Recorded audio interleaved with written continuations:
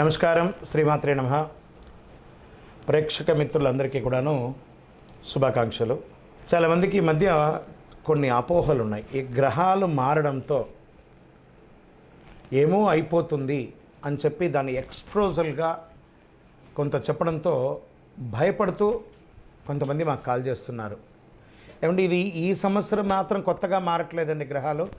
ఈ యుగం పుట్టినప్పటి నుంచి ఇంకా యుగం అంతరించేంతవరకు గ్రహాలు మారుతూ ఉంటాయి.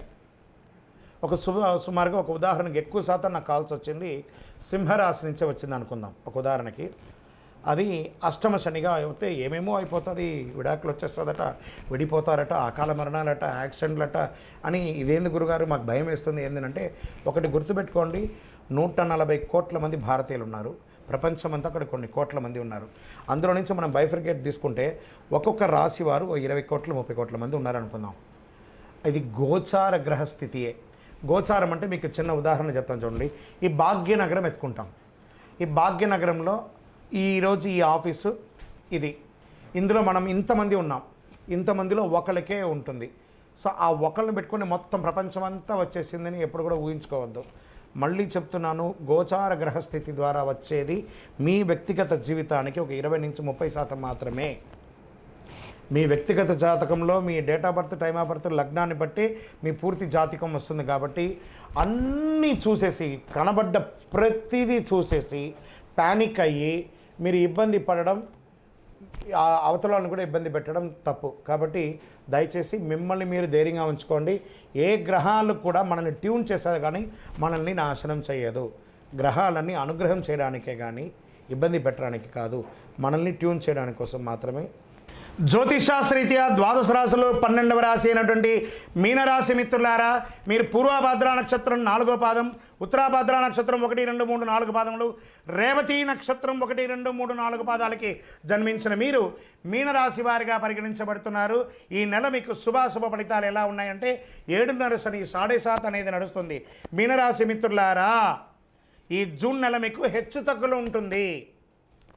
గోచార గ్రహస్థితులను దృష్టిలో పెట్టుకొని లగ్నంలో శని, ద్వితీయంలో శుక్రుడు, తృతీయంలో రవి బుధులు, చతుర్థంలో గురుడు, పంచమంలో కుజుడు, సప్తమంలో కేతువు, వ్యయస్థానంలో రాహు. జన్మ శని కారణంగా కాస్త స్ట్రెస్ ఉంటుంది. స్ట్రెస్ మాత్రమే కదా ఉంటుంది, పడిపోం కదా. కాబట్టి 7.5 శని వచ్చిందంటే ఏదో భయపడక్కర్లేదని మనల్ని ట్యూన్ చేస్తున్నాడు శని భగవానుడు అని గుర్తుపెట్టుకోండి.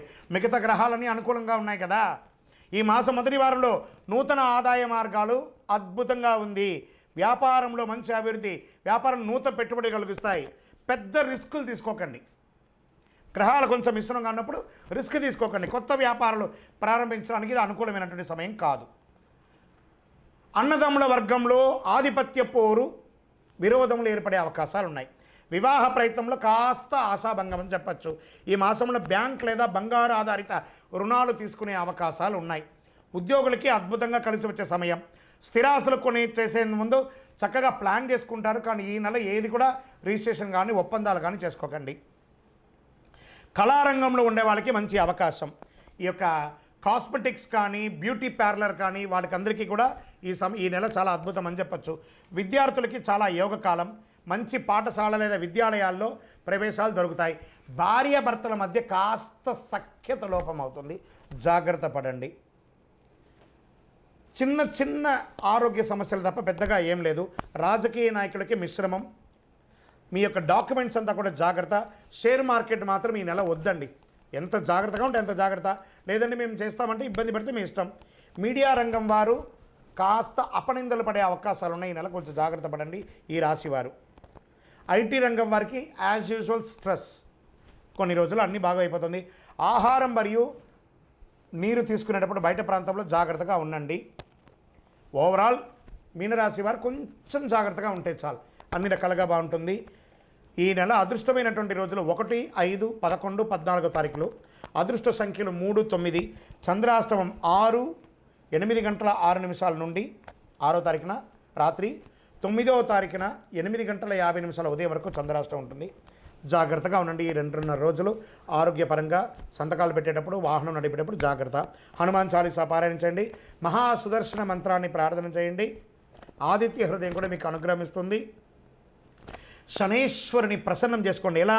దేహి మే బుద్ధి వైశిష్ట్యం, దేహి మే నిత్య యవ్వనం, దేహి మే పరమ ఆనందం, దేవదేవ జగత్పతే. శనివారం వెళ్ళి ఆ యొక్క నవగ్రహాలకి మీ వయస్సు ఎంత ఉందో అన్ని దీపాలు వెలిగించండి, దైవ ప్రార్థన చేయండి, 19 ప్రదక్షిణాలు చేయండి, 48 రోజులు పూజ చేసినటువంటి అతి శక్తివంతమైనటువంటి కరుంగాలి మాలను ధరించండి.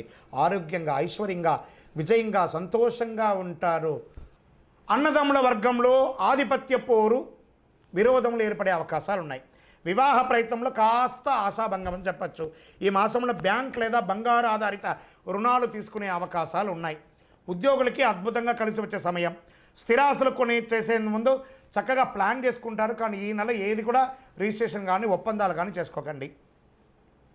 కళారంగంలో ఉండే వాళ్ళకి మంచి అవకాశం.